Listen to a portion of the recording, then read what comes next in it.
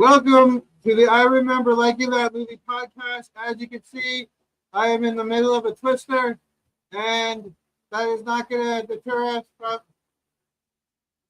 Lost my fucking hair. That's okay. We're going to go back to 1996.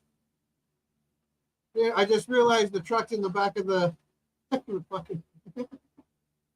and watch Twister. Quiet on the set. Camera speed. Sound production. Roll sound. Rolling. Sound production. Take 2. Welcome to the I Remember Liking That Movie podcast. Remember those childhood movies you loved? Now we're going to watch them again and find out if they're still as amazing as you remember. Or your father was right. You were an idiot and everything you watched was stupid. So buckle up, movie aficionados. Over-the-top gore? Check. Over-embellished action? Check. Gratuitous nudity? Double check. Storyline so absurd you could drive a semi-truck through those plot holes. Oh yeah, some of those movies didn't even know what a movie plot was. And that's the way we liked it. Now, here's your hosts, Anna Santos and Jimmy Coates.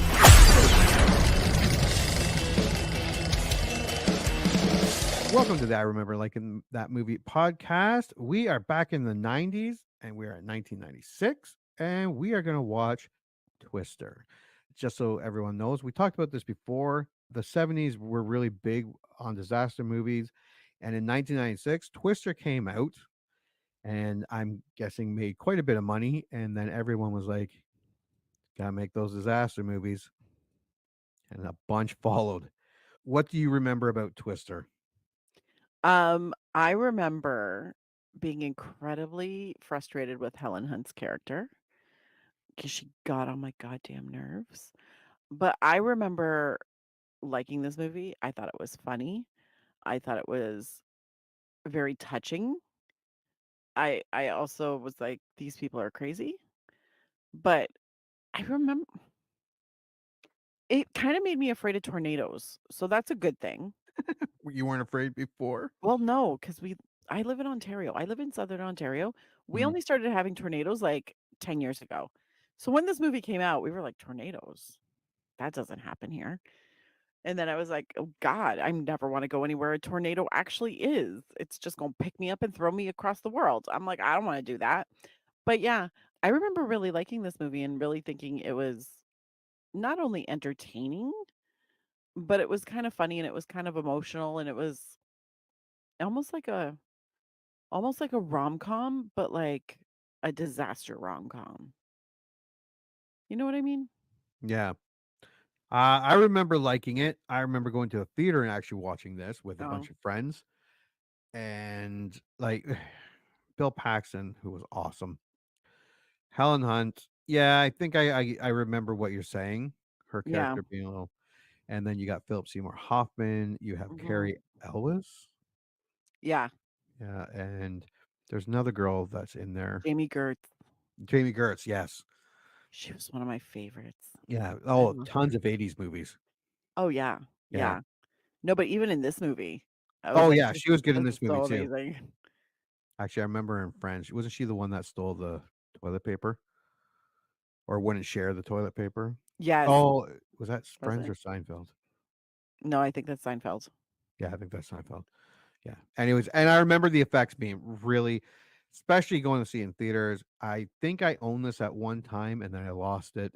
The effects were amazing, especially in 1996. There was nothing like this. Yeah, no, I remember it being great. Yeah. Yeah, I remember liking this a lot. All right, so let's take a look at the box office from 1996. It had a budget of $92 million. Jeez. And a domestic total of $241.8 million and an international total of $252.7 million for a total of $494.5 million in 1996. That is a lot of money. Again, we've said this to other movies. Today, that's good. Today, that's great. Like, this is nuts. 92 million for a movie today is pretty much the going rate, like 100 million, 80 Yeah, million. Yeah. And if you can get back 500 million, you're doing pretty good. you're doing okay. And this, I'm sure, would have made a ton in video rentals and Oh, TV 100%. spots. Yeah. So they were very happy. Of note, Twister opened at number 1 for 2 weekends in a row and then dropped to second place to Mission Impossible and stayed in second place for 3 weekends in a row until dropping to third place when The Rock was released. 2 great movies. Oh, yeah. It stayed in theaters for 236 days until bowing out as the second highest grossing movie in 1996, behind only Independence Day. So 2 disaster movies, one Yep. a Twister and the other a bunch of aliens. Yeah, I love that one too. Yeah, me too. Yeah. All right. So let's go to the tail of the tape. It was released on May 10th, 1996. It is an action adventure, PG-13, and comes in at a hefty 1 hour and 54 minutes. I Oh, don't remember feeling long, I don't remember it feeling long either, which which kind is of, interesting. yeah. And there's our VHS copy. I don't know if you can tell, that is a special widescreen edition that everyone in my family hated because of the bars on the TV. We didn't have widescreen TVs in the 90s, Oh, God, and no. no. So you had Then your it always tube ended up square, smaller. yeah, smaller because there were bars on it, and everyone's like, Yeah. "Oh, stupid." I used to love it because I was told you got to see the entire movie. Yeah. They chopped off the sides, but no, everyone was like, "That's dumb." All right. Taglines: The dark side of nature. I mean, valid. Go for a ride you'll never forget. Perfect. The beautiful yet destructive side to life. That's a little too, like, Yeah, I deep didn't and like that one. meaningful for this. Yeah. Don't breathe, don't look back. Eh. That's it. The first 2 were pretty good. Yeah, the last one, I would pick it for a horror movie. Yeah. I wouldn't pick it for tornadoes. No. Synopsis. During the approach of the most powerful storm in decades, university professor Dr. Joe Harding, Helen Hunt, and underfunded team of students prepare the prototype for Dorothy, a groundbreaking tornado oh yeah, I forgot about that. Yeah. Data gathering device conceived by her estranged husband, Bill Paxton. When Harding tells Bill that Dorothy's ready for testing and that their privately funded rival, Dr. Jonas Miller, Cary Elwes, has stolen the idea and built his own, Bill rejoins the team for one last mission. Yeah, there's a lot of story in this, kind of, Yeah. that gets in the way of the tornadoes, but Yeah, it's I think this is one of those disaster movies where it's actually about the people and not the disaster, yeah, which I can kind of appreciate, but these are people who also just love the disaster. So I'm like, yes. "Yes, let's do this." And here is the poster. There were 2 of them, and I don't remember which one. I think the one on our left was Mhm. the actual, I think um so too. yeah, and just for everyone, it's Twister, it's in red, and it's got black clouds, and then the funnel coming down, destroying a farm, and you see Bill Paxton and Helen Hunt running off in the corner. That's a great poster. Yeah. The poster would have sold me. Like, I didn't even need to see Twister destroying something and people running for their lives. Sweet. And there's another one. So let us go to Rotten Tomatoes. 71 critic reviews, comes in at 63%. Oh, 250,000 audience reviews, comes in at 58%. I thought it would have been higher. I thought it would have been higher too. A high critic consensus, a high concept blockbuster that emphasizes special effects over 3-dimensional characters. Twister's visceral thrills are often offset by the film's generic plot. Interesting. Hmm. All right, well, let's start with Fresh, and you may begin. This is a little long and ridiculous, but it's also just a tour de force roller coaster theme park attraction, which is ironic because the actual theme park attraction for this sucked. Corey Woodruff, 615 film, original score not available. How are you going to make a tornado theme park, like a Twister theme park ride? I don't Just a know, bunch of but fans somebody blowing at tried. people. Yeah. Isn't this fun? Just a big industrial fan pointed at you. As sold in the original trailers all those years ago, this is not about the actors. This is about the special effects, industrial light and magic living up to their name and creating a real monster out of whirling winds. James Crute, stuff.co.nz. Original score 3.5 out of 5. Yes, that's what I'm looking for. Again, I don't care about the story. I just want the special effects. Twister captured enough of the respectable fear and terror associated with its windy deliverer of disaster.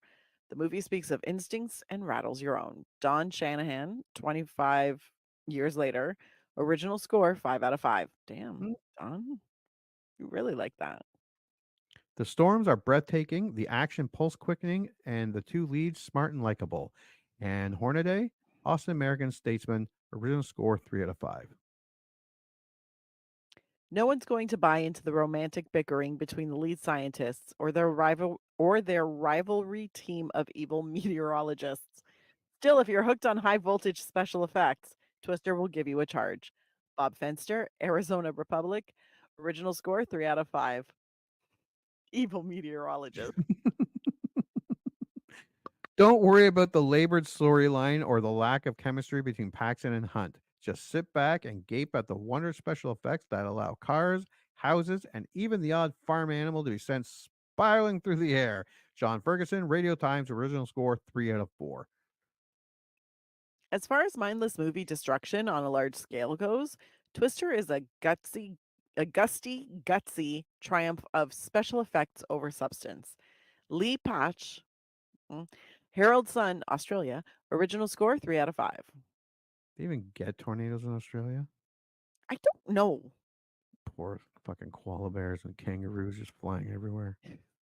That'd be scary. While the special effects are clearly the star of this masterwork, the storyline itself, although predictable, is crisp and full of heart. Dwayne Burge, Hollywood Reporter, original score not available. Extreme weather buffs, thrill ride junkies, and anyone else in search of mindless entertainment need look no further. TV Guide, original score 3 out of 4. The plot is thin and the characters are shallow, but who cares? The picture and sound are knockouts. John J. Puccio, Movie Metropolis, original score 7 out of 10. Wow. Enjoy every cow flying, tractor crashing frame. Steve Crum, Kansas City, Kansan, original score A minus. I like Twister. I really like it.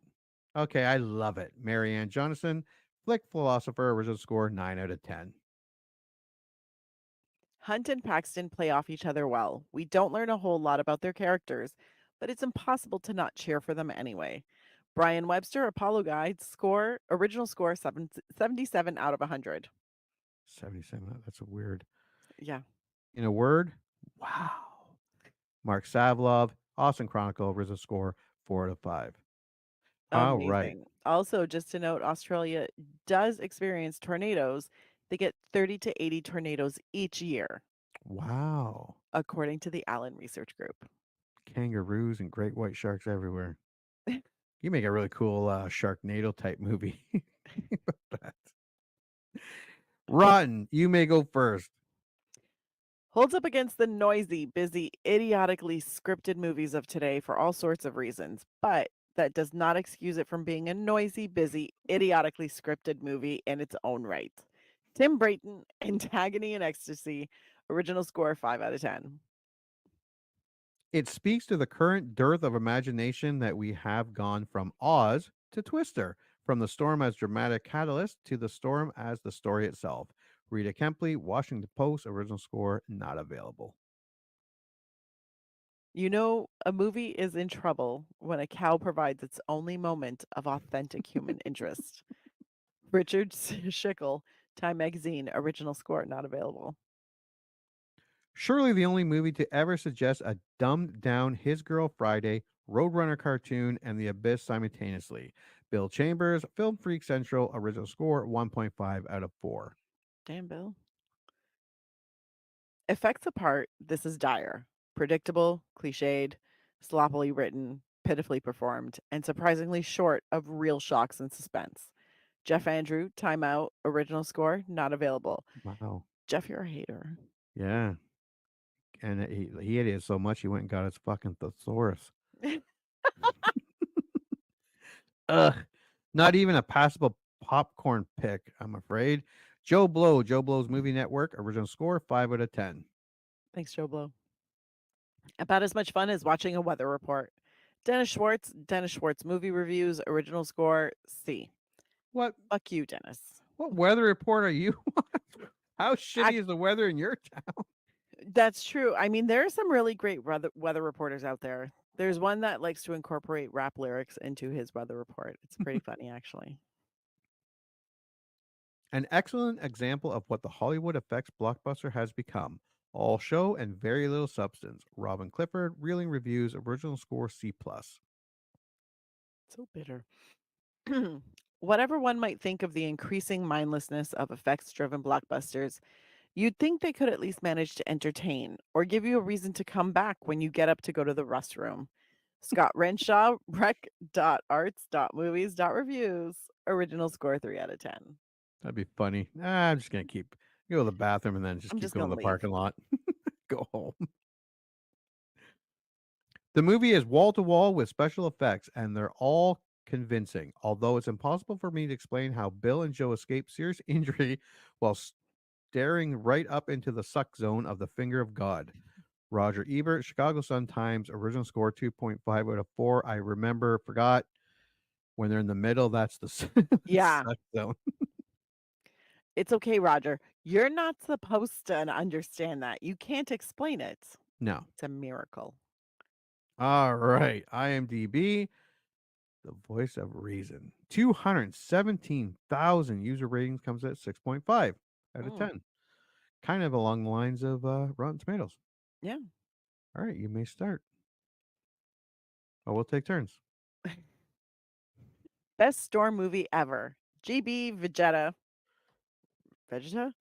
06910. Say what you will, but this movie rocks. Platypus Girl 1? Yep. Platypus Girl. Hmm. Simply spectacular. Catnip. Just a lot of fun. DVD King 2. How could dislike this movie? There was a ride at Universal featuring this. T. Williamson and Company. T. Williamson and Son. T. Williamson and Company. God, why There can't we I go. read words? All right. The Suck Zone, in a good way. 9 out of 10. Slark Shark. Good one. One of the best disaster films ever. 8 out of 10. Connor Golden. Just an all-around fun movie. 7 out of 10. Polonius 85. Twister. Not just a party game. 6 out of 10. Tucker Keon. Great action and special effects. Where's the script? 5 out of 10. JW Trucks 08706. Have some puffs, but it didn't blow my house down. 4 out of 10. Benjamin Cox. The stale popcorn in the theater was better. 3 out of 10. George Sickler. Damn. I doubt if real tornado nerds are as unlikable as the ones in Twister. 2 out of 10. Dave W. 312. Nerds. Never leaves the suck zone. 1 out of 10. Richard W. Hill. Will? Richard I Will? think W. Hill. W. Hill. Okay. Never leaves the suck zone. Amazing. All right. Well, we have looked at everything. Let's take a look at the trailer and then make a prediction. There is a mystery. Elusive. Unpredictable. Violent. It terrifies most scientists. But for a new breed, the challenge is saving lives. The research is deadly. The laboratory is nature itself. And potentially could be a storm that has a winds in excess. I assume the worst at this point.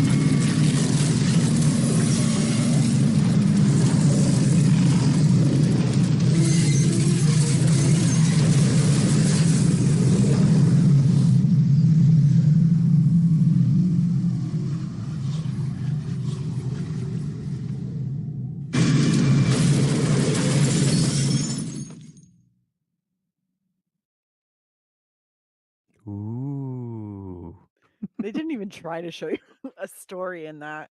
No. They were like, tornadoes, Yeah. done. Yeah. Gonna wreck stuff up real good. Come on down and give us your money. What's your prediction? I think I'm still gonna like it. Yeah, I think now that I'm older and a little less impressed by special effects, I think I'm probably gonna be like, God, this is really terrible. Because I don't remember it being that badly written. I don't remember, I remember being annoyed with Helen Hunt, but I don't remember being like, oh God, Yeah, this and is then really I crappy. agree.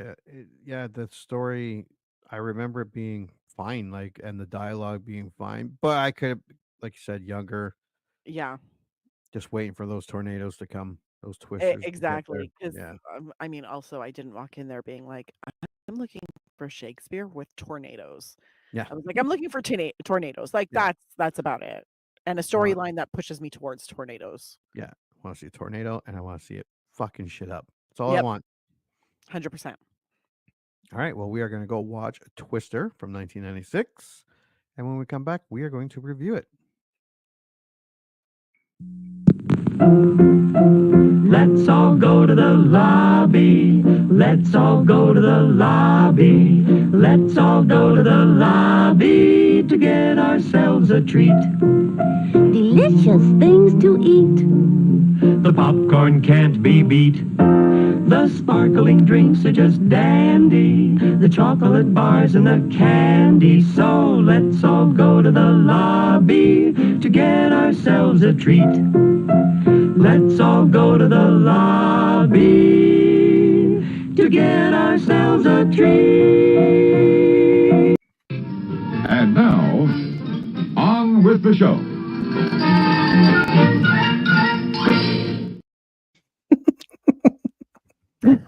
Wow, did you see me in the middle of a Twister? I did. It was so. How did you survive? I was How right did in you the survive? suck zone. Right in the suck zone. Actually, I've been married for a while now. I haven't been in the suck zone for a long time. Oh Lord, your wife Like, is not gonna be happy you said that. I Or she's I just did. gonna confirm it. I promised the my 6-year-old because I was playing with the fan and the hair, and we were talking about Yeah. Twister. She said, "You're doing Twister. You should do that." And I'm like, "I don't want to do it." She's like, so I did it, and then I'm like, "Oh, it'd be cool if I had a aftermath Twister thing behind." And I didn't even notice the fucking truck in the in the house. Oh God. All right. For those listening, I introduced the YouTube live recording on the podcast while I was in the middle of a Twister. So yeah, special effects and everything. Mm-hmm. Did you watch 1996 Twister? I did. I did watch it. What was your initial thoughts? I still like it, but there's way too much talking and not enough tornadoes. Yeah, there's a bit more story in this one. Yeah. It felt like the tornadoes were just kind of like background actors, which I was not expecting. Yeah, I don't remember it like that. I did have fun watching this. It's still a fun disaster movie. The effects to me incredibly hold up very well. Mm-hmm. Like makes me wonder the fuck Hollywood's been doing since 1996 because it still looks good.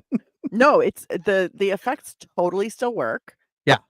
I still had fun watching it, but I was like, I was getting antsy for the next one. Like, let's go. Stop talking. Give me tornadoes. Yeah, like, go chase a fucking tornado. I didn't realize how much like rom-com was in the movie between the tornadoes. Yeah. I was like, I remember there being more tornadoes. Apparently, I remember wrong. I mean, not a bad movie. Yeah. No, and the writing wasn't as atrocious as some reviews made it out to be. Yeah. Like you said, I wasn't expecting Shakespeare with tornadoes. That's what you said, and I agree. Granted, this wasn't going to win any writing awards, but it was fine. And aside from a few things moving very non-Twister like the drive-in scene, like the big sign was very forgivable. I mean, you had a dozen of people, you had a giant sign coming through the roof of the building. You want some kind of control. I get it. It moved a little slower, like a slow type manner, but the The drive-in screen being ripped apart, that was odd. Like that was great. The That was tornado stuff was great.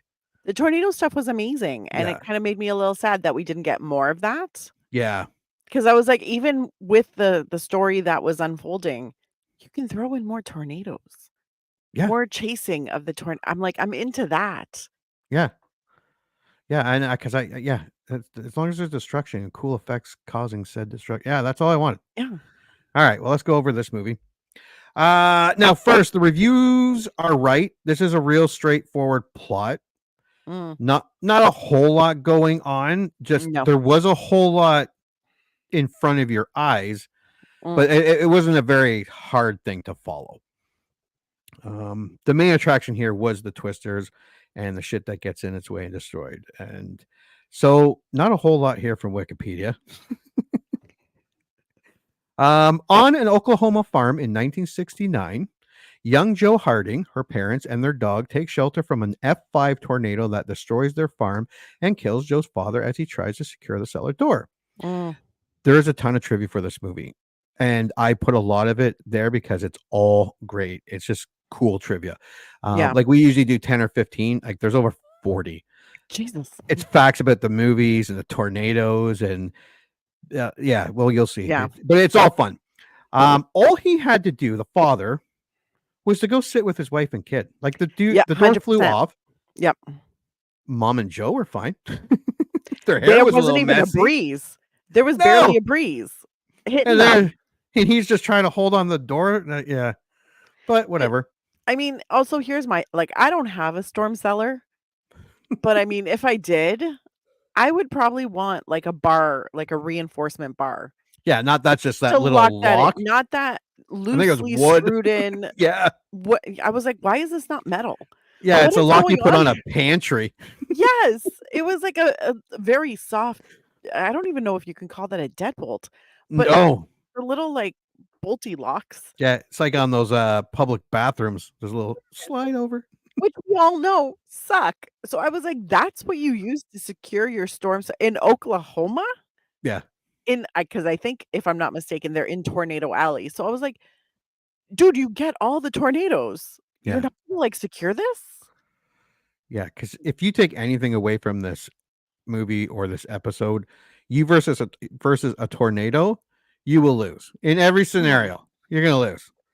Yep. Holding a door with your little tiny fucking lock. So tragic beginning for Joe. Yes. You think it would create some sort of trauma that made her fear tornadoes? No, she channels all of that and decides to chase them. 27 years later, Joe is a tornado-obsessed meteorologist leading a team of storm chasers. Her estranged husband, Bill, an ex-storm chaser turned TV weatherman, travels to Oklahoma with his fiancee, Melissa, to obtain Joe's signature on their divorce papers. Great way to introduce the characters. Great way to learn about the characters and what they're doing. Have everything and everyone explained to an outsider. I thought this was actually brilliant. Because I didn't notice it before because she's asking all these questions. Yeah, They're she comes into it explaining clueless. everything to her, which was really explaining it to us. Yeah. That was really I didn't realize how smart that was back in 1996. And no, you don't even notice it in 1996. No. But now as an adult, I can also say, wait, you're going to marry this man and you had no idea what he did before you dated?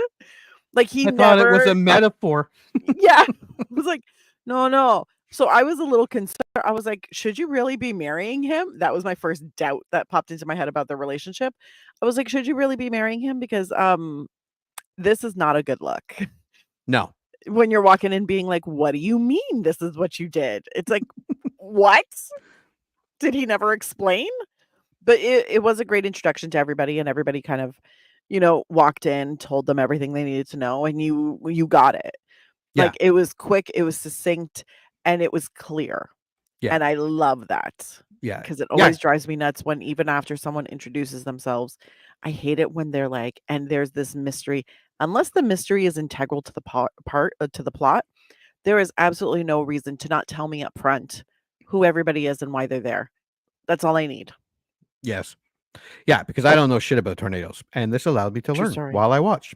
Usually I hate learning, but I enjoyed it this time.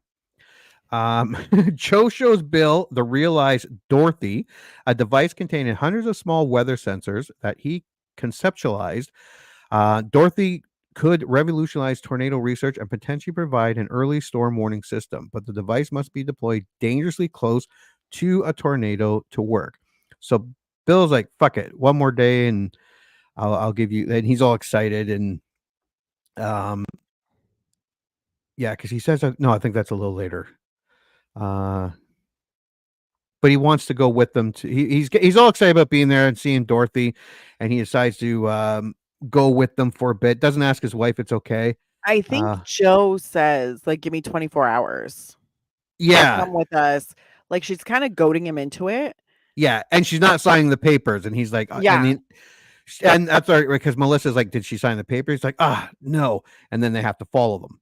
Yeah, Right. because they're like, well, we're going, so you got to follow us, and it was like, Yeah. but you missed a signature, and it's one of those things where it kind of it drives me bananas because I made a note, like right off the top. First of all, my very first note was flying pops. My second note was I'm already super annoyed with Joe. This is when she was still a kid. And then adult Joe, I'm like passive aggressive and snide. Oh yeah. She was super. I was like, God, you're being a see you next Tuesday. That means cunt. I was trying not to use the word, even though it's one of my favorites. Yeah, I love that word. But yeah, really no, she was being super cunty. Yeah. She was being super. I was like, girl, you've known that this man is divorcing you. And I think that's also where she finds out that he's engaged, and that's why he's pushing the divorce. Yeah. But I'm like, still. So I was like, you have no emotional growth. But yeah, so I was already annoyed with her, and then they all jump into their trucks and get going. And of course, I love whoever decided this, where it's Bill and Joe in the front seat, and then Dr. Melissa in the back seat. And she's sitting in between the two of them as they're driving, chasing this tornado. Yeah. Yeah. It's just and then she's answering calls from Donald. Is that? Oh yeah, because she's a psychiatrist. Roger, yeah. Something like that. Yeah, and she's like, "Well, tell me what you're feeling." I was like, "My therapist doesn't answer my calls." Joe's team rushes off to chase a developing storm with her failing to sign the papers, forcing Bill and Melissa to fall. Okay, so I got ahead of myself. Jonas Miller, a rival storm chaser and former colleague with corporate funding, stole Bill's idea for his own Dorothy-like device, Dot 3. Jonas plans to deploy Dot 3 first. I think it's just called Dot, and the 3 is supposed to be just called Dot, yeah. Yeah. Claiming credit for its design. Enraged, Bill agrees to accompany Joe and the team for one day to launch Dorothy. Yeah, I got ahead of myself here. Okay. Bill gets mad with that Jonas stole his idea, so he wants Joe and his old team to get Dorothy and one of the Twisters first. As the team pursues a developing tornado, Joe's truck runs into a ditch. Joe and Bill shelter under a bridge, so the tornado destroys a vehicle and one of 4 Dorothy prototypes. So they get a reading on a potential Twister and take off, with Bill taking off in Joe's truck with Dorothy, and Melissa, the fiance, following in their truck. Yes. Now this is the first, other than the opening, which didn't give us a real look at the Twister. So this is the first interaction with a Twister, and I have to say, the lead up, the driving or the chase, the Twister ripping through that farm, awesome. Yes, it looks spectacular. It looked so good. Yeah, and that's what I mean, like just the effects. Because we watched Dante's Peak, and some of the effects were great. Some of them were not so great. These Twisters looked awesome. No, they did. They looked really, really good. And it didn't just look like, like TV news footage. It looked like there was an actual camera and an actual Twister. Yeah. And mayhaps the Twister was being directed. Yeah, it definitely did. Super good. So I was perfectly happy with this. And it was there were no clear like moments where you're like, oh, this is a green screen, or oh, they had to like jerry rig something. Like it was very much like, oh, this feels like there is an actual tornado. Yeah. Yep. Yeah, the part where they had to hide under the bridge, the tractor being sucked up. Poor Melissa just seeing the aftermath and being like, "Holy shit!" as Joe's truck dropping in front of her. I'd scream too. Well, yeah. And I'd be honest, I'd probably be out of there. Movie's over because no more explaining shit to me. I'm out.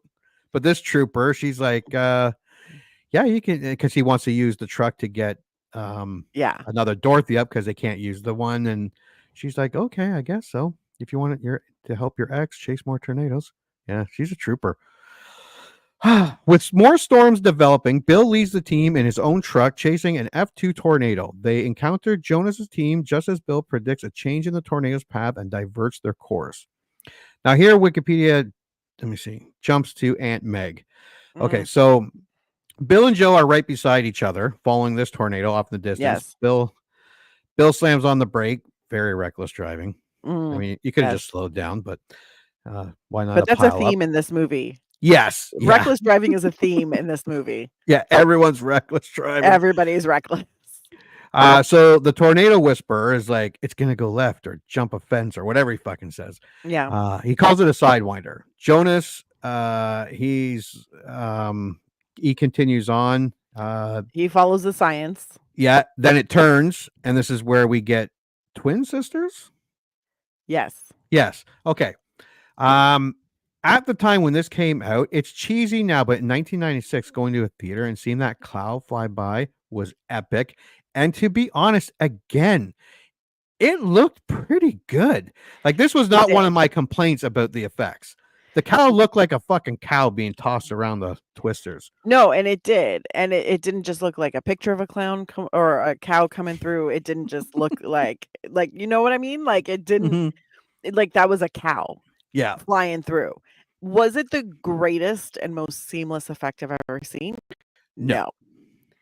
Was it good for 1996? It was fantastic for 1996. Yeah. Was it good for 2024? Yeah, it's still good for 2024. Yeah, it wasn't bad. It wasn't bad. This was still funny, and my kids loved it. And I'm looking at it like, stupid cow. But I mean, it is also because cows are fucking huge and they're heavy.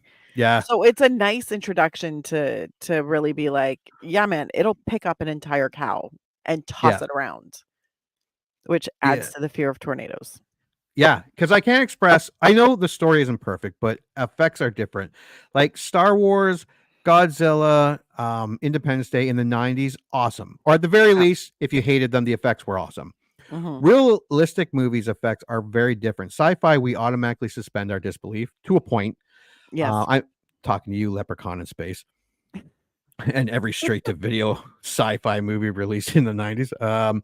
But you had that suspension of belief. Realistic or movies based in actual reality were a lot different, and you expected a lot more. Like, if it looked bad, you could still have fun, but it wasn't the same. It took you out.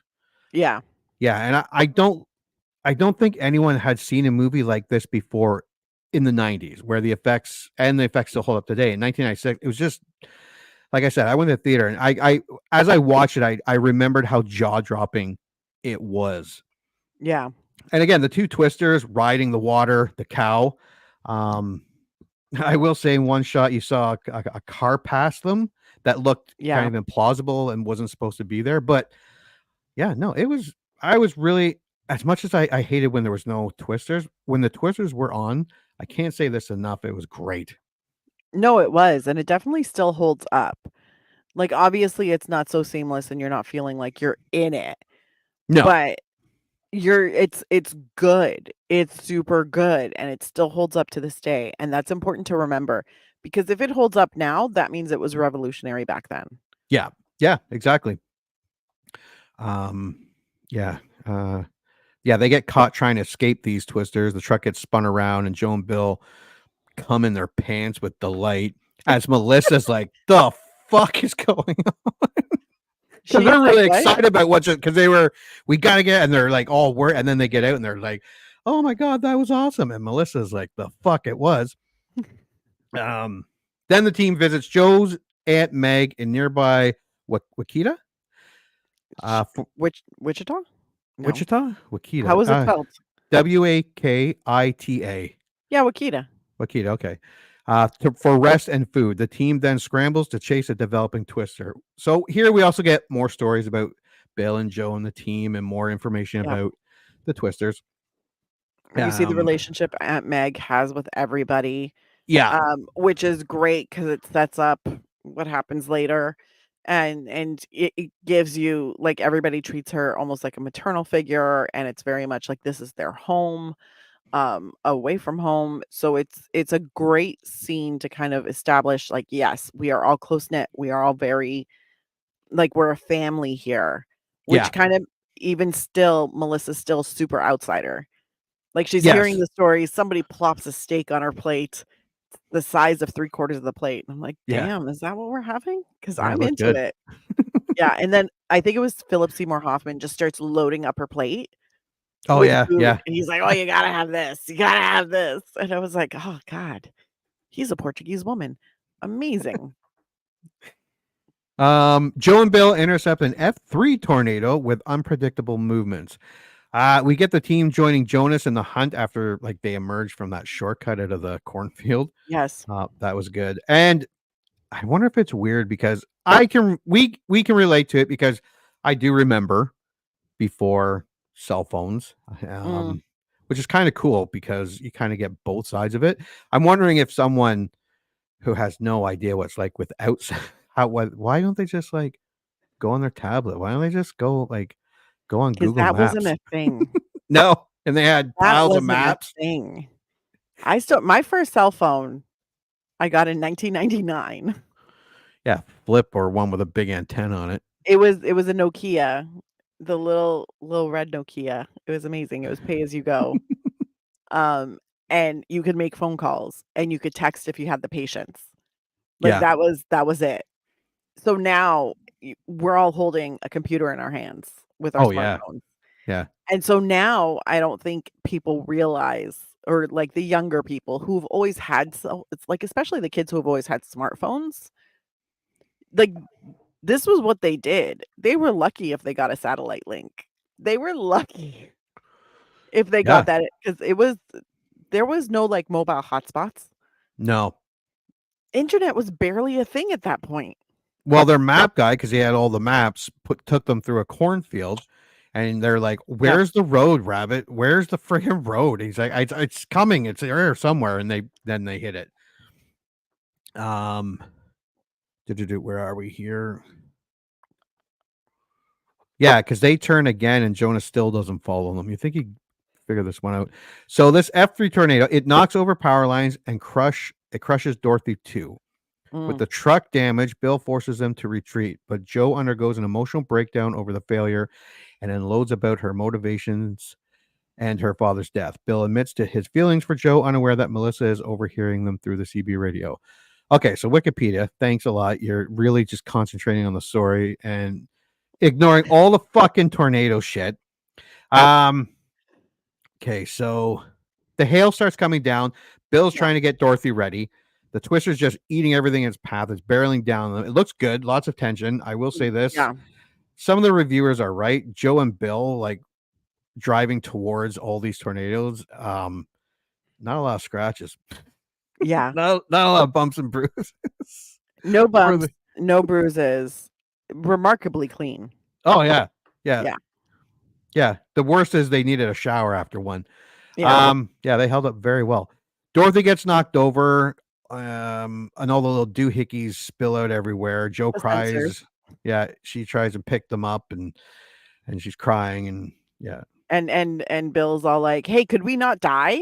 Yeah, let's not die. Let's not die. Leave the sensors. Let's not die." We got two more of these things. Get the sensors. I don't care if I die. Get the sensors. And he's like, maybe we don't die. And then they have a big emotional, like, where she unloads, he unloads. Yeah. And basically we learn that he had to walk away because her obsession was too much.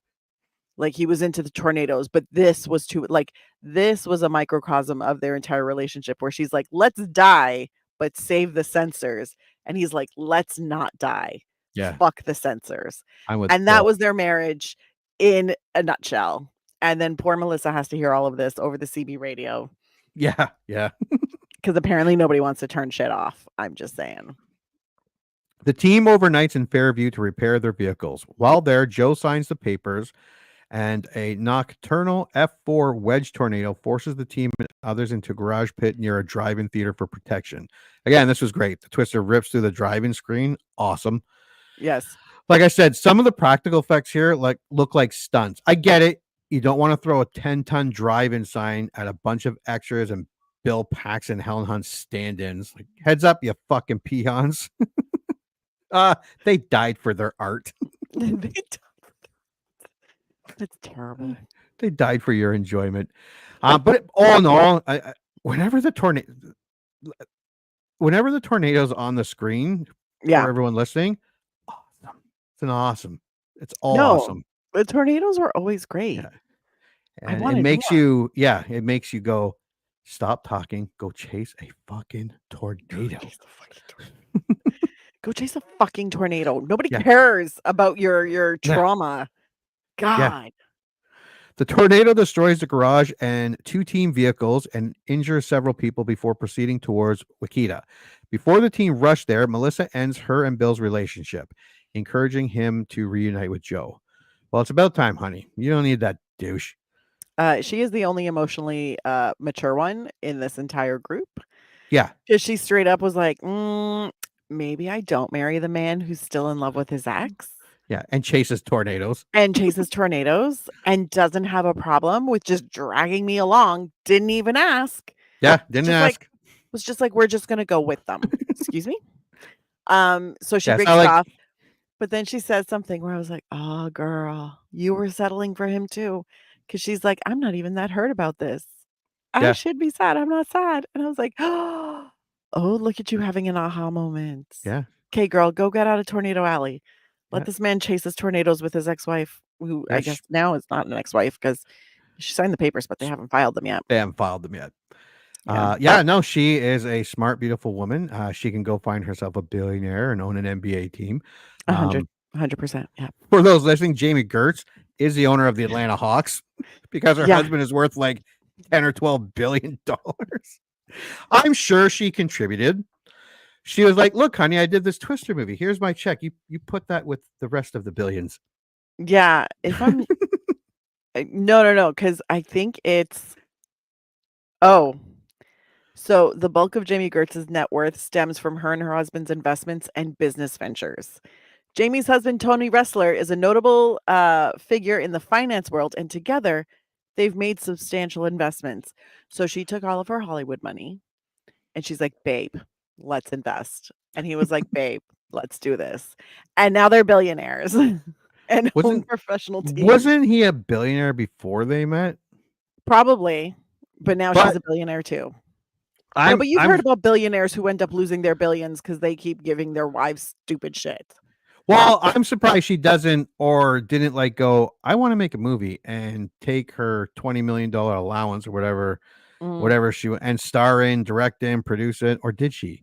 Because she's still acting, isn't she?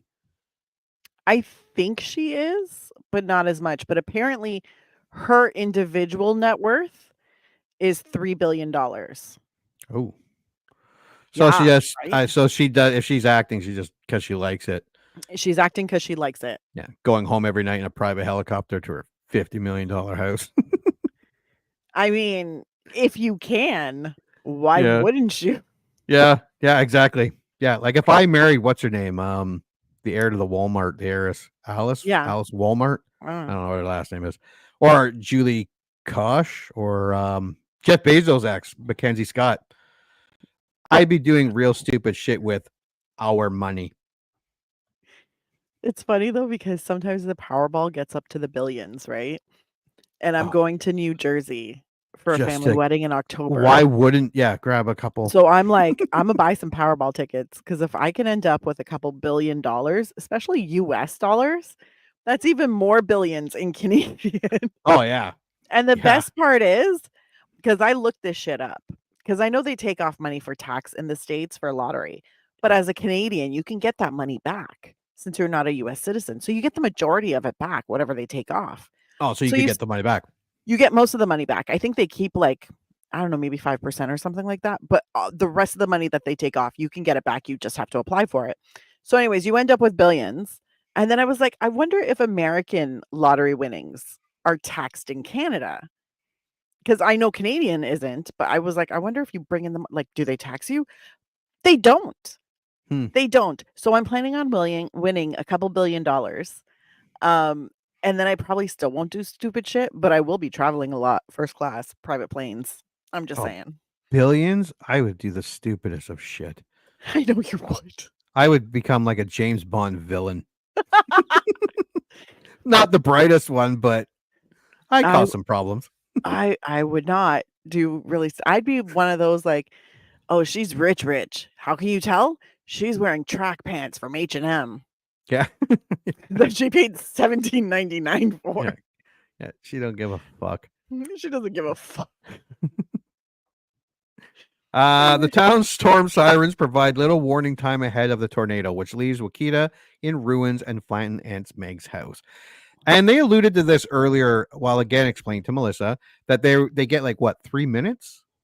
3 minutes? Yeah, 3 minutes, and they were hoping that the information that they get from the sensors could actually give people 15 minutes. Right. To warn them. And they're like, that gives you enough time to get to shelter. Yeah. And to get to safety. 3 minutes, you're lucky if you make it down the stairs. Yeah. And the house was just fucked up, like ripped in half all the place. That house was incredible. And they were broken down house. Yeah. And they were risking a lot for an aunt. Just saying. Bill wasn't even related. Maternal figure who feeds you 14-ounce ribeye steaks for shits and giggles. I'm saving that woman. Do I get to eat the steak? Fantastic. I'm going to crawl into this broken down house where it's literally falling. It's literally falling. I'm going to crawl in there and I'm going to get you out because you're making me steak. I want steak. I'd probably go looking for the steak. The team, however, rescues Aunt Meg. The National Severe Storms Laboratory forecasts that a potentially record-breaking tornado will form the next day.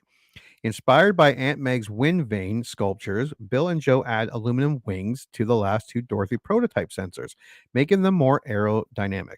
Okay, I didn't say anything until now. The Dorothy chips or whatever they are, not very aerodynamic. It was pretty blatant. Like Jonas's, those square ones. I'm like, those dude, are ridiculous. Yeah, even back then, I think I was like, they're not gonna fucking fly. Well, I like knew they would get picked engineer. Up. They look. Yeah, they would get though. picked up. Yeah, like consultant engineer or a airplane pilot. I'm not sure what you would call them, or a kid that plays with model airplanes, like somebody. True to the forecast, a mile-wide F5 tornado forms the next day, and the team pursues it. Bill and Joe attempt to place Dorothy 3 in its path. However, the device is knocked over and destroyed by the airborne tree. Meanwhile, Jonas attempts to deploy Dot, ignoring Bill and Joe's warnings that the tornado is changing direction and headed straight at them. The tornado sweeps Jonas' truck away, killing him and his driver. This was great. I loved it, and I may have cheered because Jonas was just such a dick. I was like, I mean, very fitting, but I kind of wanted to see the body. Yeah. I'm like show me the crashed van. The giant tornado, that TV tower thing. Yeah. Right into the truck, and then you just see it getting swept away, and you see it explode. Yeah, but I'm like, I want to see debris. Yeah, show me an arm. Yeah, human. Yeah, some legs and arms being. The guy was like, and also he stole their idea, and that makes me super ragey. And he was all like, I don't know what you're talking about. I came up with this myself, and I'm like, oh, you dick. So mad. The size of this thing was epic. So I looked it up. The largest ever recorded was an F6. It was later downgraded, but it was over 2 miles. It was like 2.6 or something like that in width. And it was well over like 320 miles per hour. Holy shit. So this finale, it was actually pretty not out of the realm of possibility. There have been bigger ones, which is fucking horrifying. It's so because we're Canadian and my mind is in metric. You said 2.6 miles. I was like, what is that in clicks?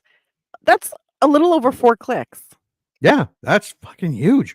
That's ginormous.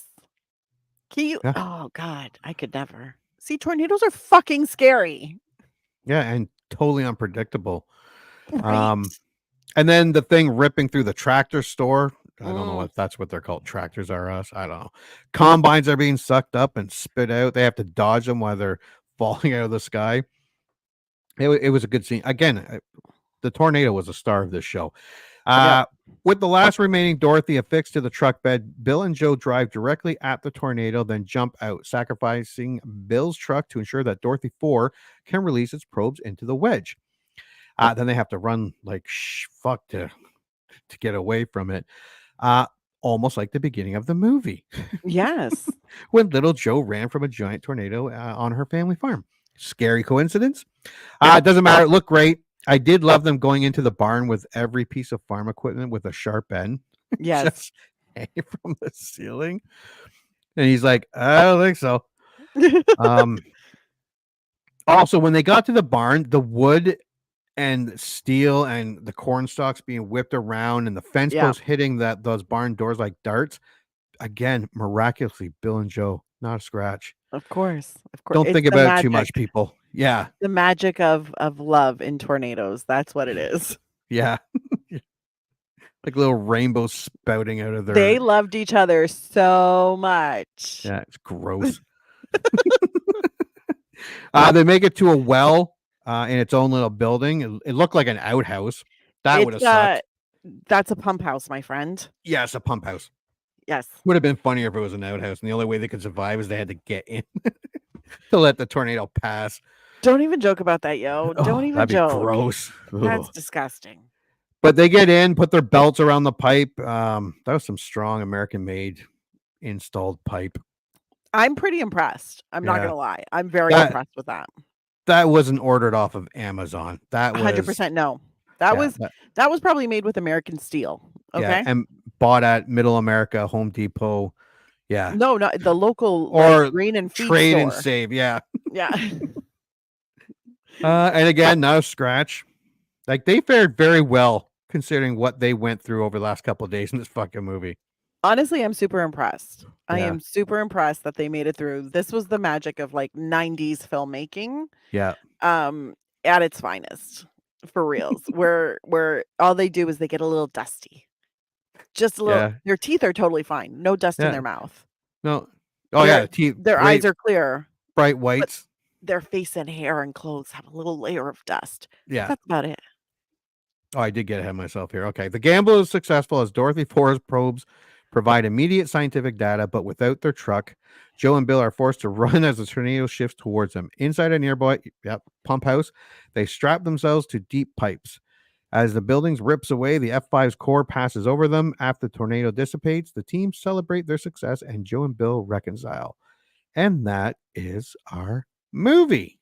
But can we also point out that on this farm in the pump house where they're waiting after everything passes, they're still there holding onto the pipes and they're like, oh geez. And then out of the storm cellar comes a mom, dad, and a kid. Or two kids. Right. Yeah. Yeah. So like a family comes out of the storm cellar. Look at that. Someone survived. It's beautiful. Bookend. Yeah. They should have looked for a fucking storm cellar, not a. And even if they weren't said, no, you can't come in, it's just a little tiny lock. You could have just Busted it open. into it. That's Yeah. fine. What is your score? This is a rent it for me. Now, here's why. I remember it having more of a disaster movie vibe than it actually does. It does really feel like a rom-com with tornadoes. And I didn't even find it that funny. So really it was more just romance with tornadoes.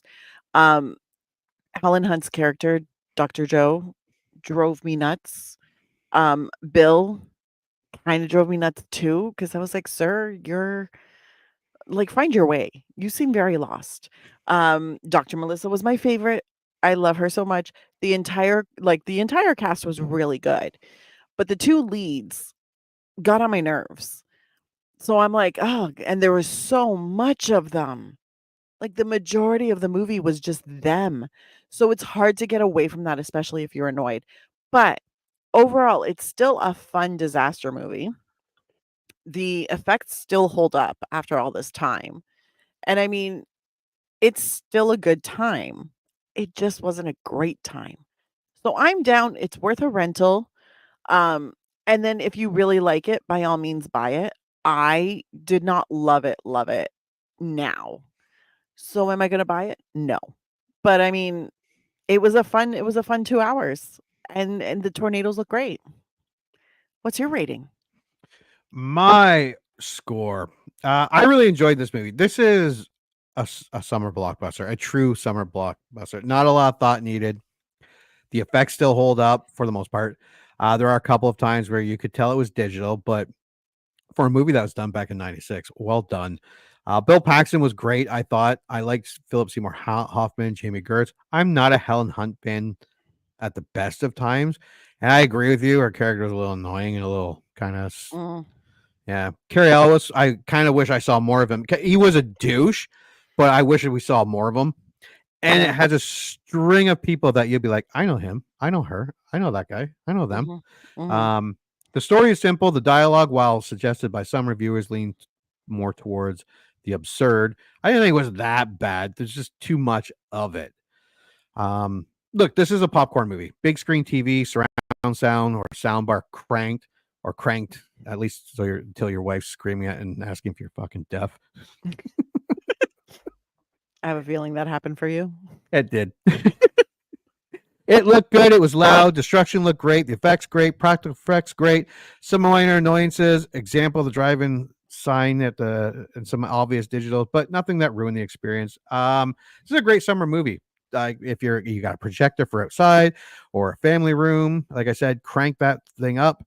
It's a fun movie about tornadoes. No, it doesn't have sharks in them, but that's okay. My 6-year-old loved, I don't know why, she loved this movie. And the rest of my kids loved it too. Buy it. I bought it. I'm glad I did. Although now Twisters is out. Did you get a chance to watch Twisters? No, I didn't. But now that Twisters is out, Twister is like on 3 different streamers. But I'm glad I have it now. I'll watch it again, probably next summer, and I'll probably watch it as a double feature with Twisters. I mean, I'll watch Twisters as soon as I can, but I have a feeling it's good, and you can let me know in a minute. But yeah, I say buy it. I bought it. So I did get it on sale, but I liked it. I really liked it. I think this is it's a good movie, and for some people it's a great movie. Regardless, it's a fun 2 hours. Yeah, whether you rent it, whether you rent it, whether you buy it, whether stream it, you stream it, it's a fun 2 hours. You will not regret watching it. I just didn't love it. I liked it, didn't love it. But I mean, it's a classic. If for nothing else, watch it for the tornadoes and rolling your eyes at these 2 dysfunctional adults who can't fucking figure out how to have a proper conversation.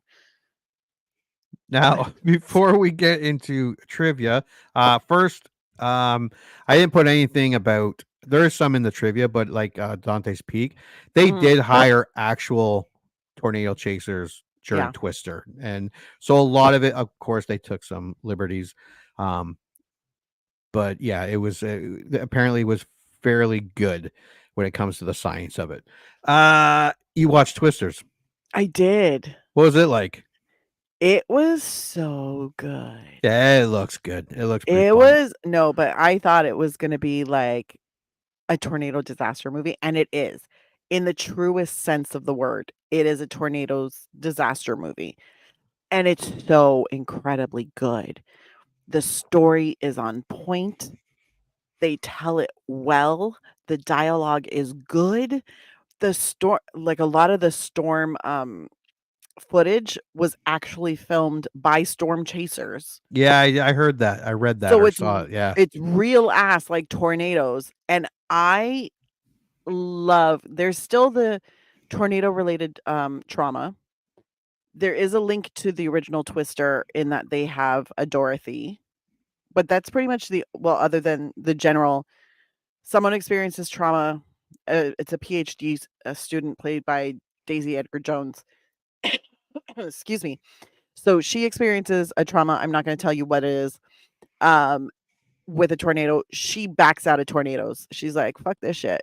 Goes to work for like the meteorological service or whatever.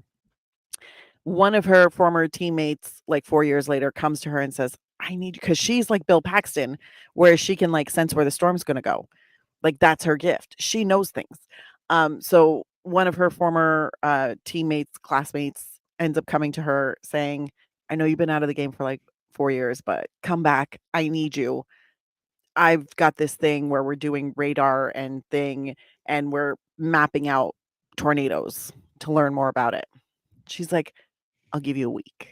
So she goes back to Oklahoma for a week, and there she meets Glenn Powell. I forgot his character's name, but he's the tornado wrangler. Right. And he has t-shirts with his face on it. And he's a bit of a douche. And she's on the side of science. And he's like, we're going to shoot rockets and firecrackers up into like tornadoes. And then more stuff happens. And I'm not going to tell you the rest because it's actually super good. Like, it is such a good movie, period. And then you throw all the disaster stuff, like the effects were amazing. The shots, the filming, it was so good. I was so glad I went. Because initially it was just my friend who is a super fan for Twister was like, want to go watch Twisters? And I was like, yeah, I'm down. I love a good disaster movie. We went and I was like, why was that movie ridiculously, like, it was just a good movie. Yeah. Not a good disaster movie, a good movie. And I was like, what the fuck? Yeah. That was amazing. So I highly recommend everybody go see Twisters. I did hear the director say, well, two things. First, I guess everyone was giving him shit because he didn't put any political or climate change. And he's like, I just wanted to make a popcorn movie, man, for the summer. And then he said also, he goes, if you notice that, because everyone shoots a lot of digital now, sometimes effects against digital, you can really tell. He said, for whatever reason it is, he said, that's why I shot it in 35. Yeah. Because the digital effects just look better. So he went with the old fashioned 35. It looked incredible. And that's what people have been saying, that it just looked great. I saw it on an IMAX screen. So you know if it doesn't look good, yeah, you see that. So I was like, this is just beautifully shot, beautifully made, beautifully edited. Like it's so good. Cinematography's on point. I'm like, this is a really fucking good movie. Is this what we're doing now? Are we making like super good disaster movies? Because I am down for this. Yeah. So I recommend it's just good movies are great. Yeah. I feel like Hollywood forgot how to do that for a while. Yeah. Now it looks like they're like, no, we're gonna make every movie, no matter what it is, look really good. And I'm like, please continue with this. This is amazing. So yeah, Twisters was really fucking great. I was enthralled from beginning to end. It's like a 2-hour movie. Did not feel like 2 hours. And at the end, I was like, I'm ready for a sequel. I want a sequel right now. Well, it's making a lot of money, so yeah, and well deserved. I did go to the movies. I did not watch Twisters. I watched Despicable Me 4. And how was that? That's what I got to watch. Oh, look now. If you like Minions and Crew, it's good. It's like the other movies. It's funny. Will Ferrell's the bad guy in this one. Nice. It's just the same old, but my daughter loved it, so she had a lot of fun. I had a lot of fun watching her have fun. All right. Twister trivia. I said there's a lot, but it's fun trivia. So, okay. Oh, what happened to my screen? You froze. Again. Come on. Hold on.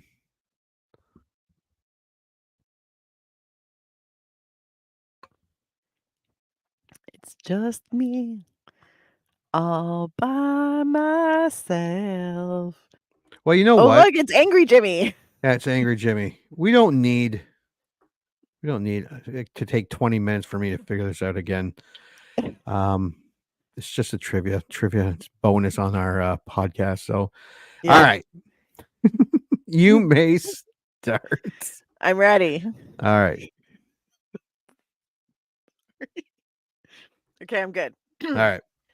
After Bill Paxton died in 2017, Spotter Network choreographed 200 storm chasers to spell out BP with their GPS tracker blips on a radar display to honor him.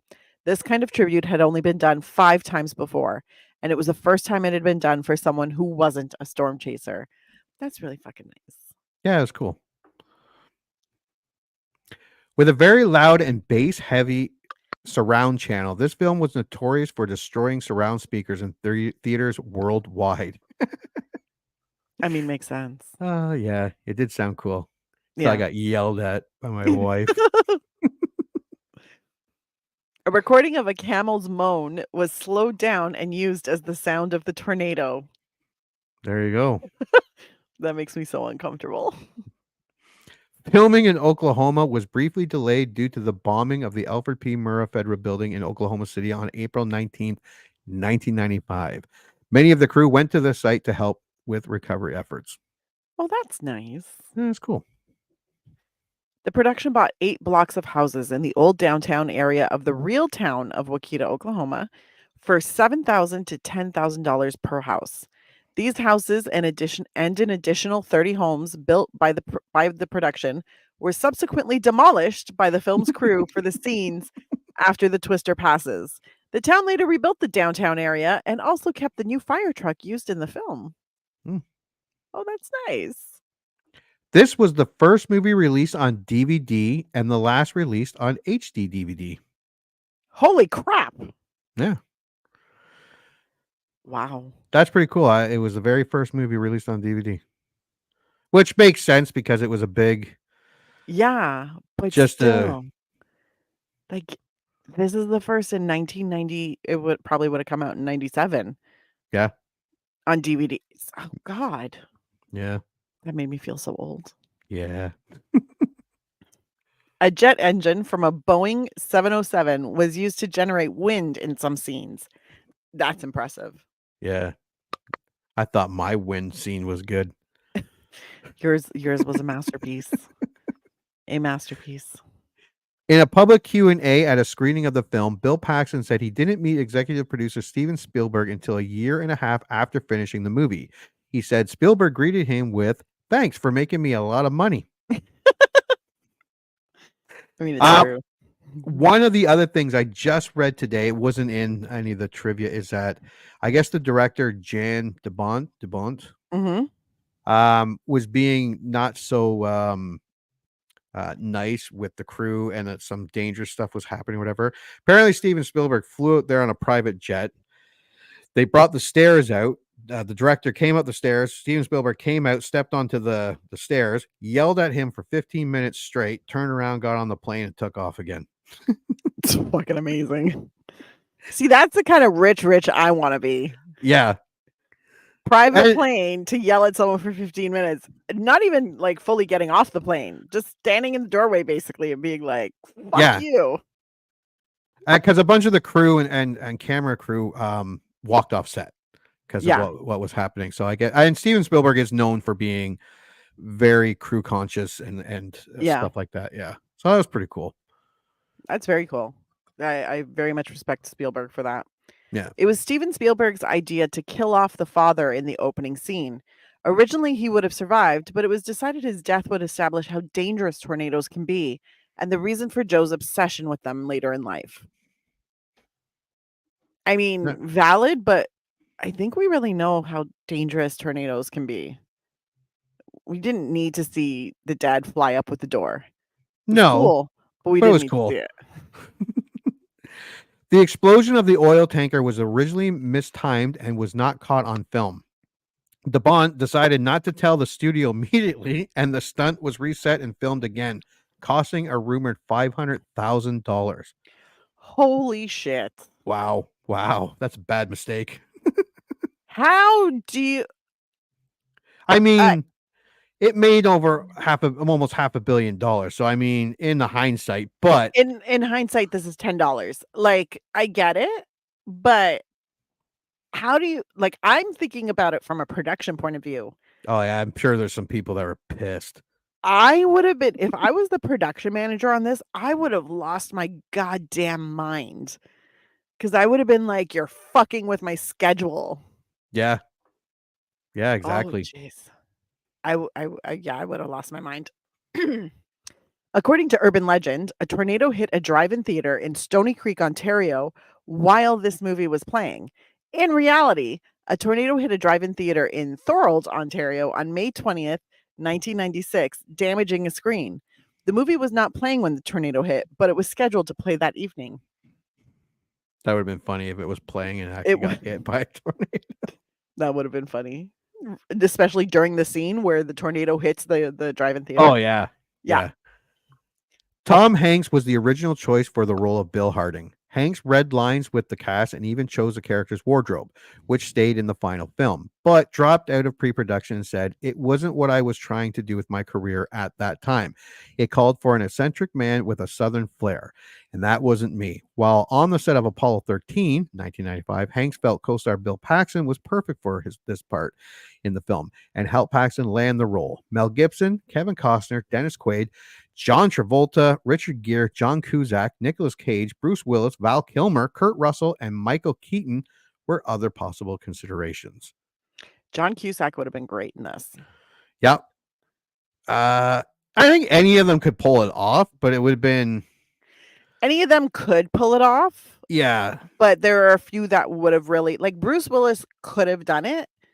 I don't think it would have fit, though. Yeah. You know? No. Like, maybe Michael Keaton... Maybe Michael Kurt Keaton, Russell. I could see. Yeah. Kurt Russell. I think Nicolas Cage is too out there for this. Yeah. Maybe John Travolta. John Travolta, maybe. Like, they all could do it. I think they were... Yeah. I think Bill Paxton was a pretty He good was a choice. good fit. Yeah. And probably a lot cheaper than all these people. Oh, fuck yeah. Especially in 96. A lot of Richard these were Gere in 96? Well, yeah, in the 90s, Bruce Willis, Richard Gere, Mel Gibson, Kevin Costner. Yeah, they were all maybe Dennis Quaid wouldn't have been that high, but yeah, Dennis Quaid maybe not that high. Yeah. But shit, it's long. Days with Sunshine posed a problem because they did not make the background skies look suitably stormy.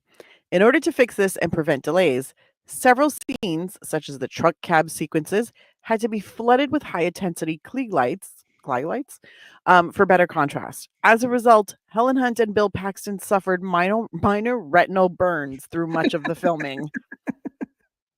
We're just going to blind you a little bit. Yeah. Because it's sunny outside. The director yelling at them, "Stop squinting." My eyes are burning. Michael Crichton and his wife, Anne-Marie Martin, were paid $2 million for their script, which at the time made it the single most expensive screenplay ever purchased. Impressive. Go Michael Crichton. Yeah. At around 58 minutes, Jan de Bont said he regretted thinking of the hail sequence because it took so long to do and was very difficult. Also, the crew couldn't find ice blocks big enough in Oklahoma for the hail making machine.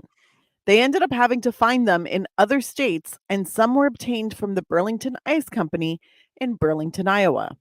The ice blocks were made special by pouring milk in with the water so the hail would show up better on film. Oh, just for that one little scene. You find a local business, you create the ice blocks, because it's not that fucking hard to find bins, fill them up with water and milk, and then put those in the hail making machine. But it's fine. Yeah. I'm not who produced, like, who did the day-to-day, who's the line producer? That's my question. Van Halen wrote 2 original songs for Twister, Human Being and the instrumental guitar piano duet Respect the Wind, which plays over the end credits. Van Halen were originally contracted to write 5 original songs for the movie, but this never came to be, as Alex Van Halen and Eddie Van Halen were both suffering from independent injuries, and vocalist Sammy Hagar wanted to spend time with his family in Hawaii. Hagar failed to show up on the day he reportedly promised to join the band in studio to finish the songs, which caused the band to come to blows that led to Hagar's departure from Van Halen. Humans Being was merged with an unfinished ballad titled Between Us Two, and Respect the Wind was written and recorded less than 24 hours before their contract deadline with Warner Brothers was to end. Drama. Yeah, really. Just record some fucking songs. Fucking musicians. It's all about their art and going to Hawaii to spend time with their family. God. Yeah. Uh, go ahead. No, go ahead.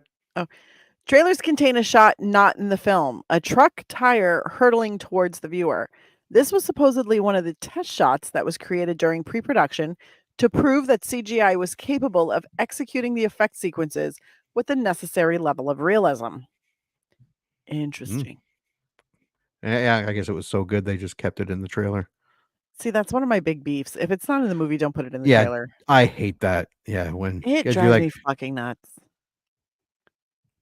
in an early scene when Philip Seymour Hoffman is sitting on a lawn chair, he lifts his legs in the air while laughing. His genitals were fully visible for a split second. It was edited out of the DVD and VHS releases, but it was leaked from VHS screeners sent to industry professionals. Why would you leak that? I mean, when they send out the screeners, because you're not looking at someone's genitals. No. You're looking at the person who's talking, and then all of a sudden there are genitals, and someone's like, "Did you see his balls?" Yeah. Director Jan de Bont didn't want to work with famous actors because of their notoriously demanding nature and diva behavior, instead going for lesser-known actors in order to not draw away the attention from the tornadoes. He said that the hardest actor to cast was Helen Hunt. De Bont really wanted her to play the lead because he loved her strong persona and ability to boss people around, which reminded him of a whirlwind. However, the studio was puzzled over de Bont's choice since Hunt was only known for doing TV sitcoms at the time. So they pressured him into holding additional auditions. De Bont said that these auditions were really embarrassing since he had to tell every actress who turned up that he had already set his mind on Hunt, and afterwards informed the studio that he was unable to find a more suitable actress. Well, if that's what the director, if you're going to hire a director, you kind of got to go with what the director wants. See, but this is a problem when either studios, producers, the studio has a very business-minded Yes, lens that they look through. It is their money. It is their money, but still, why are you hiring this director? Yeah. If you, as the executive at the studio, is just going to make all the big decisions, why are you hiring a director or producers? Like, just do it yourself. Exactly. That is not an endorsement. Studio executives should not do it themselves. Otherwise, we're going to end up with a crap ton of super shittiest movies. Yeah. There are enough of those in the world. I was going to say, I've seen some of those movies. Fuck, right? Where like you're watching it and someone goes, "Why did they do that?" And you're like, "Oh, the studio must have told them to do that." The project was a co-production between Universal Pictures and Warner Brothers Pictures. This is why the drive-in marquee show Psycho, 1960, a Universal release, and The Shining, 1980, Warner Brothers release. Oh, that's nice. Look at them making friends. Yeah. Both Joss Whedon and Steven Zalian were brought in as script doctors at a fee of $100,000 a week. Jesus Christ. The fuck is that? Apparently, Joss Whedon, his contribution was one line. They loved it. It was one of the a funny line. I think Philip Seymour Hoffman says it or something, and it was one of the more funnier parts. But that's pretty much all he contributed for. That's what script doctors do. They go in, they're like, "This is the script, make it better," and then they literally will run through like various different drafts through a week and be like, "What about this one? What about this one?" But $100,000 a week is fucking nuts. Be taking my time. Fuck, right? Many of the news reports spread throughout the movie are actual weathermen from Oklahoma news stations, including Gary England, chief meteorologist at KWTV in Oklahoma City, and Rick Mitchell, chief meteorologist at KOCO in Oklahoma City. The 1969 footage of Gary England giving the televised tornado warning to Joe's family is actual archive footage of him issuing a tornado warning. However, Gary England did not join KWTV until 1972. That's pretty cool. I'll give him that. That was pretty cool. Was shot as an R-rated film that featured profanity and grislier wound details. The film was edited down to a PG-13 in post-production, which caused additional scenes with Cary Elwes and Philip Seymour Hoffman to be left on the cutting room floor due to content alone. Other profanities throughout the film were muted or replaced to secure the PG-13 rating. I would love to see the R-rated film That'd be kind of cool. because I want more Carrie. Yeah. I think that was my one big complaint. I'm like, you're going to introduce this douchebag like villain, like make him a villain. He wasn't a villain enough. Yeah. The opening scene featuring Joe as a child wasn't in the film's original cut. Instead, a nightmare sequence was shot with adult Joe flashing back several times to her traumatic childhood experiences, as well as multiple moments where Joe sees hallucinations of her dead father. One such scene would have shown Joe being visited by her dad, who gives her the strength and motivation to take on the final tornado. These scenes were cut because DeBont felt they took away from the overall feel of the movie. However, he also felt the film was missing something when these scenes were removed. He compensated by going back through the reshoots and filming a new opening scene that showed the entire event in full sequences. Good. Yeah. Because that would have been, if she would have seen like a ghost dad and Yeah, the it would have been hallucinations and the stupid. visions I'm not down for. However, I think instead of doing the opening scene which is very effective and I'm not mad at it, but if they did the nightmares, then you at least get another layer of she's still very bothered by this. Like it's still a daily occurrence for her. Yeah. Like it's still super fresh. Yeah. I think that also could have been effective. However, hallucinations, I'm gonna tell you to fuck off if you put that in there. It would have ruined the movie. Yeah, especially what is it that gives her the strength and motivation to take on the final tornado? Fuck that. Yeah, that would have just ruined it. That would have ruined it so much. Yeah. One of the reasons Jan DeBont signed on to direct the film was that given the rapid rise of CGI in the 1990s, he saw this as perhaps the last opportunity to direct a large-scale film with practical effects. Time proved that he was right after the CGI's fast evolution in later years caused the almost total abandon to make large-scale movies with practical effects, which I'm still sad about to this day. Yes, absolutely. Yeah. Practical effects are they have done right place. If they're There are certain scenes where you watch the CGI version and you're like, yeah, that should have been a practical effect. The base camp where the crew trucks and equipment are staged for the end sequence was at a pig farm down the road from the well house. Every morning, the cast and crew were greeted by the smell of a 2-acre pig waste holding pond in the middle of all the trucks. Oh, God. There is a place where I grew up, and it was out of the way, but it was a pig farm and a butcher where they abattoir. And the fucking smell. My God, I couldn't even begin to think what it would be like just driving past it was gross. This is terrible to say because in Toronto, it's been a very long time since we've had like a processing plant or an abattoir anywhere. But down south of King Street, along like the Bathurst area, there used to be a huge abattoir there. And on some days when it gets very hot and a little breezy, you can smell the leftovers. Oh, hi, you've joined us. You can smell leftover abattoir smells still to this day. It is not a good time. Gross. Yeah, so that's why people get really, really angry when it's like super. Like it's getting better now because now they're building condos on top of all of that, so they're digging it out to put in the parking garages. Right. So it's getting a lot better. But like back in the 90s, sometimes you'd walk by and you'd be like, "What is that smell?" Yeah. Cary Elwes's role was written was cut back significantly in the editing room, and I'm a little mad about that. Yeah, they could have. Yeah, I wanted more of him. It would have been fine. An extra 15-20 minutes to this movie. Just Yeah. It sucks was originally going to be used as one of the taglines for the film, but the producers felt that it worked too much to the advantage of disappointed audiences and critics. Yeah. Yeah.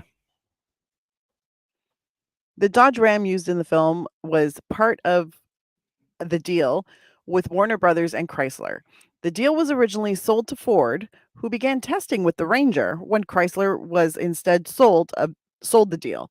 Chrysler also allowed the use of several Dodge Grand Caravans, which are used by Jonas's gang, as well as Joe's 1982 Jeep Honcho. Interesting.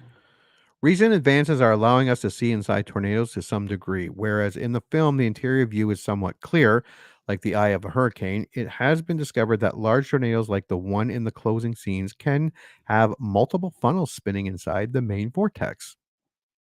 Interesting. Hmm. Several incidents during filming made the papers, such as an altercation where director Jan de Bont had supposedly pushed a crew member into the mud. De Bont later explained that they were filming a particularly difficult scene, one that involved actors doing physical and dangerous performances with lots of wind and objects flying around. He suddenly noticed a crew member walking towards the front of the camera, so he dashed towards the man and pulled him away just in time to save the shot.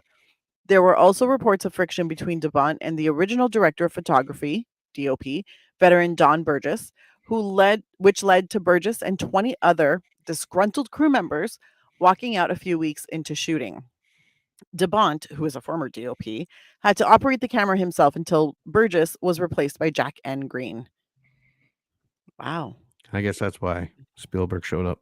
It's got to be bad if you have over 20 crew members walking out on you Yeah. a few weeks into shooting. Jonas is vilified for selling out to corporate sponsors, which is ironic considering Pepsi's very prominent product placement. When the team is making the wings for the sensors, all of the cans are Pepsi products, and almost all the shots showing the Doppler, the color spirals inward and morph into the Pepsi symbol. I did not notice that. I'm going to rewatch it. Yeah. Mira Sorvino was considered to play Melissa Reeves, Bill's uptight fiancée. However, Sorvino didn't want to dye her hair brown for the part, so Jamie Gertz was cast instead. Mira Sorvino could have done it. Yep. Yeah. The film's flashback scene shows a young Joe having the same breed of dog as Dorothy's Toto in The Wizard of Oz, 1939. I didn't notice that either. Them leaving now I room, do, but her not thinking of the dog until she's already halfway out the house fucking pissed me Yeah. off. I was like, pick up the goddamn dog. Jan de Bont, a vegetarian, had stated that he hated filming the scene at Aunt Meg's house when everyone is eating steak and eggs. made me hungry. Me too. Those steaks looked amazing. Oh, so good. The production went through countless cans of hairspray to keep the actor's hair modeled in shots without the tornadoes. So, I valid. guess that would be a pain in the ass. You have the wind blowing it, and then they're doing another shot, and you got to get that same look. At the beginning of the movie, at around 7 minutes, there is a little and apparently non-important discussion between Rabbit, Alan Ruck, and Alan, Sean Whalen, about roll the maps instead of fold the maps. In a time, mid-90s, when GPS and internet were still in its infancy and not in common use, dependence in paper maps was crucial for getting by to any place. Fold and unfold a map repeatedly for a long time causes cracks and fissures in the paper, making that map useless. True fucking story. Yep. True fucking story, because then you can't see towns on there or exits. It's just like whiteness. Yeah, it's terrible. But we had the book map thing in the car. Oh, the pages? Yeah. Yeah. At around 59 minutes, Belzer shouts, "That's no moon, it's a space station." This is a reference to Obi-Wan Kenobi's line when he, Luke, Han, and Chewbacca first discovered the Death Star in Star Wars Episode 4, A New Hope, 1977. Later, he uses the term cone of silence. This is a reference to the spoof spy series Get Smart in 1965, in which the participants use a device to keep others from hearing a conversation and does the same to the participants. I remember watching it, and I remember him saying, "That's no moon." I'm like, what the fuck is he talking about? I've only seen Star Wars like 300 times. Oh God. Garth Brooks, Mark Cuban, and Chris Farley turned down the role of Dustin Davis. Mark Cuban, the fucking business dude? I think so.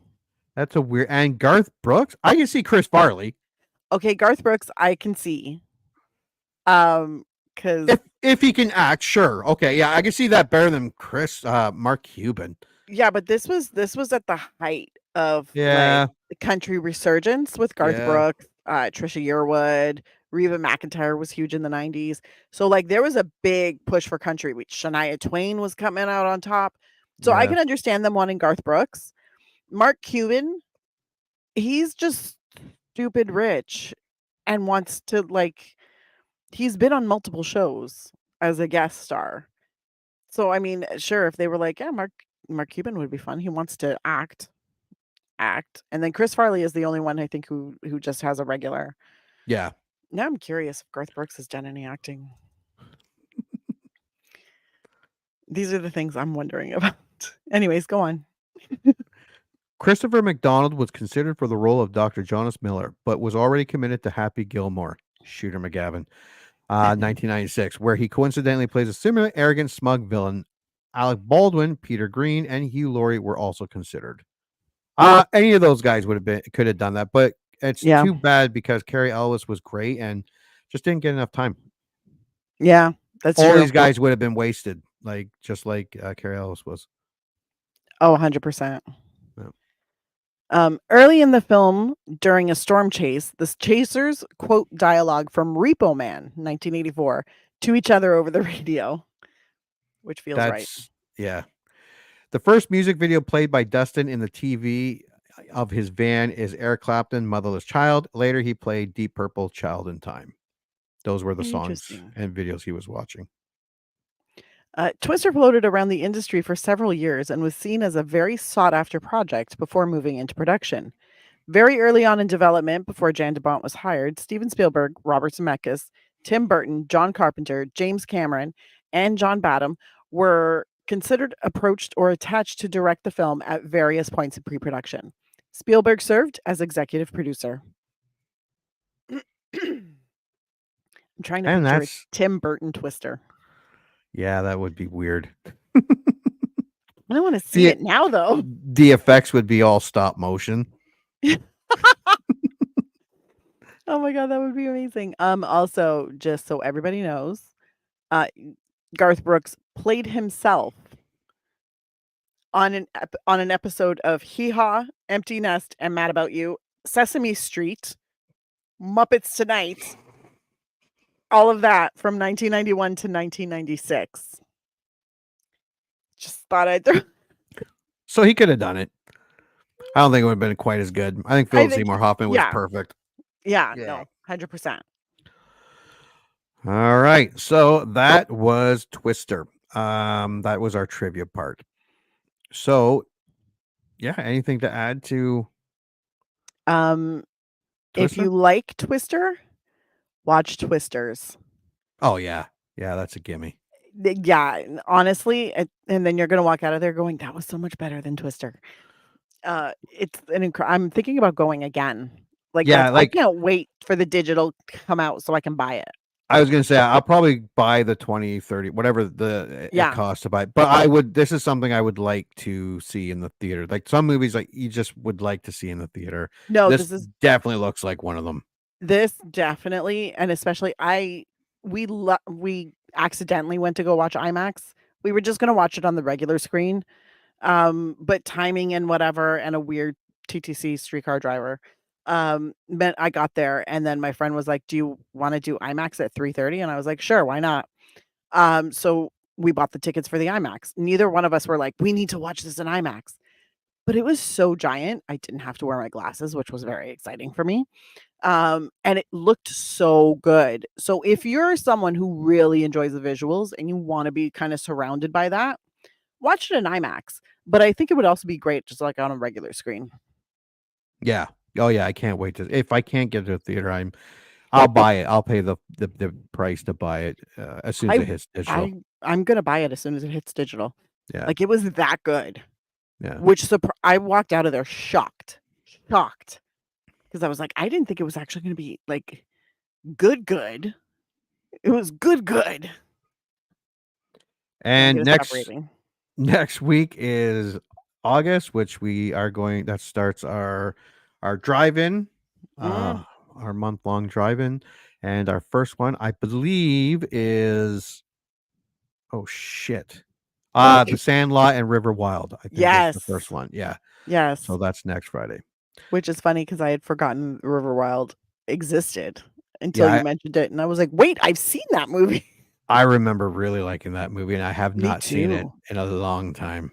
I don't think I've seen it since The probably a few years after 90s. it came out. Yeah. Yeah. I think it was the 90s. I might have seen like a clip of it in the 2000s when it was on TV one time, Mm. but I don't like that's literally the last time I saw it. Forgot it even existed. And I'm excited to watch The Sandlot again because I don't think I've seen that since It's been a while, very early 2000s. at least. Yeah. Yeah. All right. Well, thank you going back to 1996 to check out Twister. We have a rent it and a buy it. So overall, pretty good. Mhm. And until the next movie we remember liking. And now, folks, it's time to say goodnight. We sincerely appreciate your patronage and hope we've succeeded in bringing you an enjoyable evening of entertainment. Please drive home carefully and come back again soon. Good night.